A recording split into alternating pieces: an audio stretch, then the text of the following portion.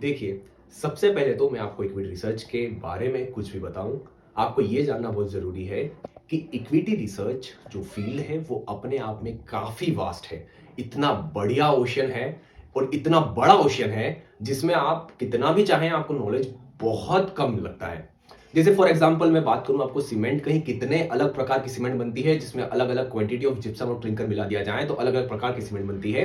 तो मैं अरमान नाहर को अगर इक्विटी रिसर्च 100% है, तो मुझे इसका 1% से भी कम का ही शायद नॉलेज होगा, वो भी मैं आपको शायद बोल रहा हूँ। ठीक है? अब जैसा कि मैंने आपको प्रॉमिस किया था कि अगर 250 प्लस से ज़्यादा वोट्स मिल जाते हैं, तो मैं आप पे इक्विटी रिसर्च का एक वीडियो बनाऊँगा कि मेरे हिसाब से मुझे क्या लगता है इक्विटी रिसर्च है। तो चलिए स्टार्ट करते हैं। अब स्टार्ट करने का एक सिंपल सा तरीका है। आप इमेजिन करिए आप सुबह से उठ रहे हैं, आप जैसे आप अब हम हमारी दिनचर्या को देखेंगे और उसमें समझेंगे कि इक्विटी रिसर्च क्या है। आप सुबह उठे, जिस मैट्रेस पे उठे, वो मैट्रेस किसी एक कंपनी का प्रोडक्ट है। आप सुबह उठे, ब्रश करने गए, वो पेस्ट जो आप किसी कंपनी का यूज कर रहे हैं, वो किसी एक कंपनी का प्रोडक्ट है। आप पेस्ट उठ करके, आप नहा के आपने नल चालू करा, नल किसी कंपनी का प्रोडक्ट है। गीजर चालू करा, वो किसी कंपनी का प्रोडक्ट है। आप कपड़े पहन रहे हैं, वो कपड़े किसी कंपनी का प्रोडक्ट है। उसी के साथ साथ आप खाना खाने गए, वो आटा जो खा रहे हैं, वो किसी कंपनी का प्रोडक्ट है। आपके यहाँ पे ग्रोसरी अगर घर पे आ रही है, वो किसी कंपनी का प्रोडक्ट है। इसी के साथ साथ आप ऑफिस जा रहे हैं, आप जिस घर पे जिस कुर्सी पे बैठे हुए हैं, डाइनिंग टेबल पर अगर आप खाना खा रहे हैं, तो वो डाइनिंग टेबल जिस फर्नीचर की बनी हुई है, वो किसी कंपनी का प्रोडक्ट है। डाइनिंग टेबल तो किसी कंपनी का प्रोडक्ट है ही सही। उसी के साथ साथ आपने अगर आप गाड़ी से जा रहे हैं, आप भले मोटरसाइकिल से जाएं या हेलीकॉप्टर से जाएं या फिर आप कार से जाएं, सब किसी कंपनी का प्रोडक्ट है। टायर किसी कंपनी का प्रोडक्ट है। आप जिस रोड पे अगर आप जा रहे हैं, तो वो रोड किसी कंपनी का प्रोडक्ट है, जो कंपनी उस रोड को बना रही है। आप जिस ऑफिस में गए, वहां पे जो सीमेंट जिस ऑफिस जिसने बनाया है, वो बनाने वाली कंपनी किसी कोई एक कंपनी है जो बिल्डिंग्स बना रही है। सीमेंट किसी एक कंपनी का प्रोडक्ट है, उस पे जो पेंट लगा हुआ है, वो किसी कंपनी का प्रोडक्ट है। आप लिफ्ट से ऑफिस में गए, लिफ्ट किसी कंपनी का प्रोडक्ट है।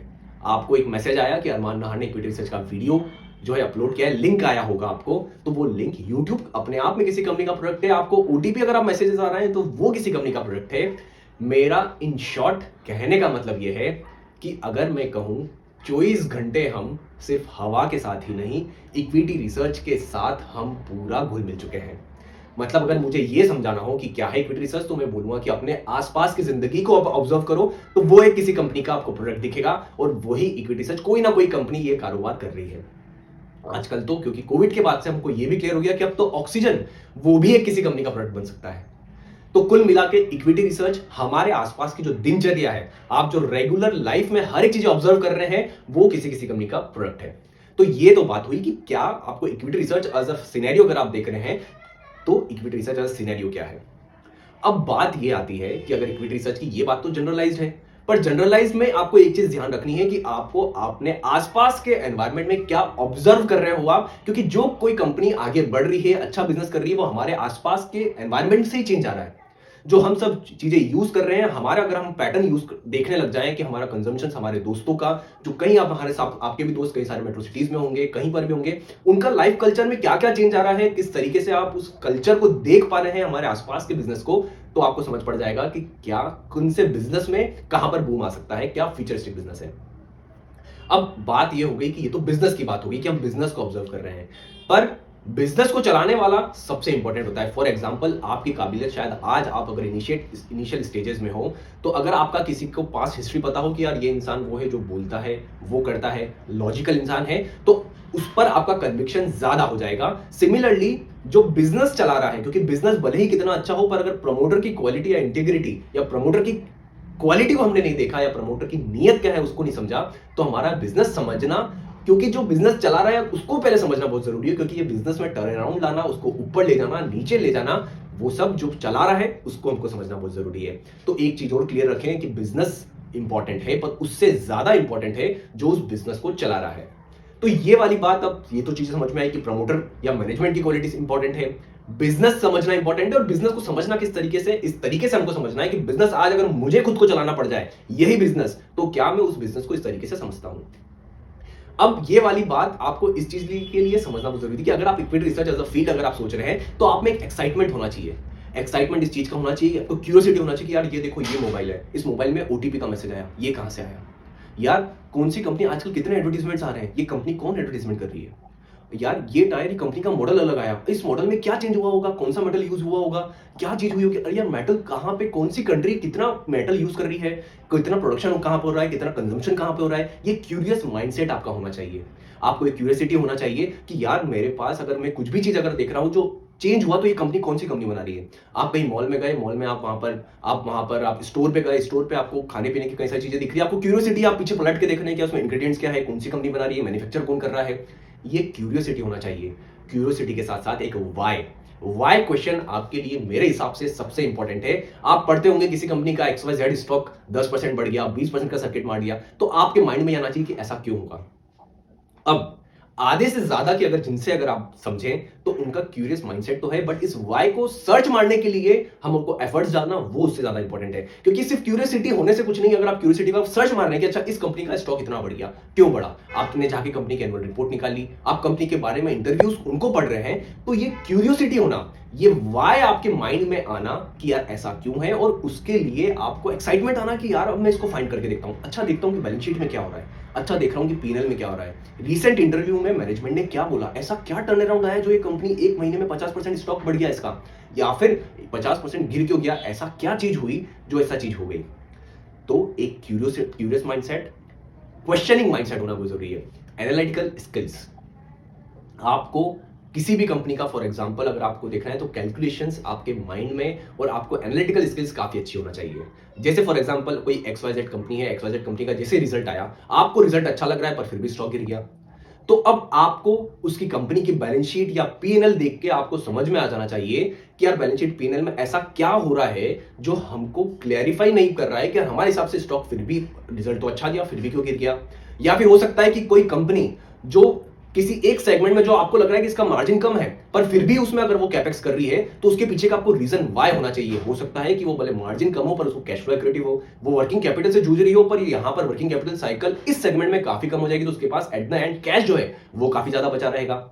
तो आपको क्वेश्चनिंग माइंडसेट, एनालिटिकल स्किल्स और क्यूरियोसिटी, अगर आप वो सोच रहे हैं कि एक इक्विटी रिसर्च आप उस तरीके का फील्ड सोच रहे हैं जहां पे आपको 9 to 5 का आपका जॉब है, तो एक चीज समझने की कोशिश करिए, क्या आप किसी कंपनी का प्रोडक्ट सिर्फ 9 to 5 यूज कर रहे हैं या 24 घंटे यूज कर रहे हैं। अगर आप 24 घंटे यूज कर रहे हैं तो इक्विटी रिसर्च 24 घंटे की फील्ड है, क्योंकि आपको नहीं पता कि आज यूएस में, फ्रांस में, चाइना में वहां पर क्या हो जाएगा।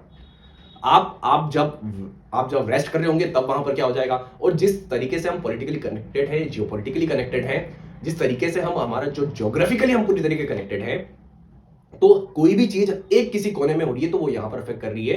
क्योंकि आप सिर्फ कमोडिटीज की बात करें तो कई सारी कमोडिटीज में हम बहुत सारी दूसरी कंट्रीज पर भी डिपेंडेंट हैं। बहुत सारी चीजें ऐसी हैं जहां पे हमारे ऑलरेडी टाइप्स हैं उन कंट्रीज के साथ, तो उन कंट्रीज के साथ कुछ भी होता है तो वो हमें अफेक्ट करता है। उसी के साथ साथ आपको गवर्नमेंट पॉलिसीज का ध्यान रखना रहता है। अब गवर्नमेंट पॉलिसीज तो ऐसा नहीं हो सकता ना कि आप 5 बजे के बाद कोई अनाउंसमेंट नहीं होगा, राइट। ना कोई कंपनी बोलेगी कि यार कंपनी, आप जिस कंपनी में आप रिसर्च कर रहे हो, मान लो कोई सीमेंट कंपनी हो, किसी भी कंपनी का रिसर्च कर रहे हो, कि 5 बजे बाद वो कंपनी काम करना बंद कर दे, ऐसा तो नहीं होने वाला। तो बिजनेस में आपको 24/7 विजिलेंट रहना है, एनालिटिकल रखना है, और ये क्यूरियोसिटी होना चाहिए आपको कि यार ये हो कैसे रहा है। अगर उसकी इंपोर्ट ड्यूटी बढ़ गई तो उससे इस प्रोडक्ट में इतना परसेंटेज मेरा रॉ मटेरियल होता है तो मेरी इतनी परसेंटेज कॉस्ट बढ़ जाएगी। अगर इतनी परसेंटेज कॉस्ट बढ़ जाएगी तो क्या मेरा कोई दूसरा सब्सटीट्यूट ऐसा है जो इतनी परसेंटेज कॉस्ट के साथ अगर मैं उसी सब्सटीट्यूट को यूज कर लूं तो शायद मेरी क्वालिटी भी बढ़ जाए और कॉस्ट तो सेम हो जाएगी। तो कुल मिला के क्वेश्चनिंग माइंडसेट, अटेंटिव माइंडसेट, और उसी के साथ साथ आपको हर एक चीज को वाई करना है। आप कोई भी चीज को अगर आपको दिख रहा है उस पर वाई यूज करिए कि ऐसा क्यों हो रहा है। अब एक जो सवाल जो हमेशा आपको हर जगह आपको दिखता हुआ दिखेगा कि फाइनेंशियल मॉडलिंग ही इक्विटी रिसर्च है, ऐसा कई जनों ने मुझे लिंक्डइन पर भी लिख के भेजा है। अब देखिए, एक चीज समझने की कोशिश करिए, आप कितने भी आप जिन्हें ग्रेट समझते हैं, हमारे देश के ग्लोबली वॉरेन बफेट साहब है, या फिर किन भी इंसान को जिनको आप ग्रेट समझते हैं इक्विटी रिसर्च में, कहीं पर भी क्या वो इंसान ये बोल रहा है कि आज मैं मेरी जिंदगी में जो भी कुछ हूं एक फाइनेंशियल मॉडलिंग की वजह से हूं। समझने की कोशिश करिए, फाइनेंशियल मॉडलिंग इंपॉर्टेंट है। बट मैं आपको 5-6 साल पुरानी अगर आप बात बताऊं तो मैं जहां पर ऑलरेडी काम कर रहा था 5-6 साल पहले, वहां पर ब्लूमबर्ग से ऑलमोस्ट 85-90% जो है आपका फाइनेंशियल मॉडल बन के तैयार हो जाता है। उसमें बस आपको एडजस्टेड इबिटा या फिर आपको कुछ कैलकुलेशन ऐसी करना पड़ती है। तो क्या आपको ये नहीं लगता कि यार जो एआई जिस तरीके से बढ़ रहा है, तो क्या हमारा फाइनेंशियल मॉडलिंग स्किल के बेसिस पर ही हम लॉन्ग टर्म सर्वाइव कर पाएंगे। देखिए, सबसे पहली बात तो पैशन और इंटरेस्ट में आपको डिफरेंस समझना भी बहुत जरूरी है। कई जने अगर आप मेरे को बोल रहे हैं कि यार मैं इक्विटी रिसर्च के लिए पैशनेट हूं, पर उन्होंने आज तक कभी लाइफ में एक एनुअल रिपोर्ट पूरा नहीं पढ़ा, RHP, or business, or industry segment कभी पूरा नहीं पढ़ा। आपने पैशन अगर आप बोल रहे हैं तो वो ऐसा होना चाहिए कि आज अगर आपको कोई पैसे नहीं दे रहा है तो भी आप सिर्फ उसी काम को कर रहे हैं, या फिर आप अगर बोर हो रहे हैं तो भी आप उसी काम को कर रहे हैं और खुश हो रहे हैं तो भी उसी काम को कर रहे हैं। जैसे फॉर एग्जांपल मैं पैशनेट की अगर आप बात करूं तो आपको कोई भी, अगर आप फिल्म इंडस्ट्री में कोई भी आपका फेवरेट हीरो हो, कोई भी अगर आप जो स्टार हो जिसको आप अच्छा मानते हो, आपके लिए बहुत बढ़िया, उसकी कोई मूवी आ जाएगी तो आपको 3 घंटे आपको ऐसे निकल जाएंगे, आपको पता नहीं पड़ेगा। क्यों? क्योंकि आप उसमें पूरे इन्वॉल्व हो चुके हैं। सिमिलरली, जब अगर आपको ये इन्वॉल्वमेंट, ये क्यूरियोसिटी बिजनेस को समझने में, प्रमोटर को समझने में, फाइनेंशियल्स को समझने में, बैलेंस शीट को समझने में, पीएनएल को समझने में, ये क्यूरियोसिटी और ये माइंडसेट आ जाएगा, तब आपको लगेगा कि यार ये पैशन है और इसी में आपको फिर मजा आने लगेगा। फिर आप में इस जो काम है इससे थकेंगे नहीं।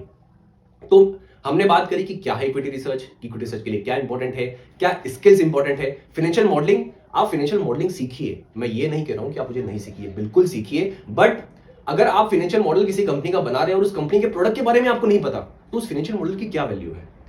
फॉर एग्जाम्पल, आप मान लीजिए कि आप किसी XYZ कंपनी जो टायर बनाने वाली कंपनी है, या फिर आप ले लीजिए कि आप वो स्टील बनाने वाली कंपनी है, वो स्टील बनाने वाली कंपनी का फाइनेंशियल मॉडल आपने बना दिया।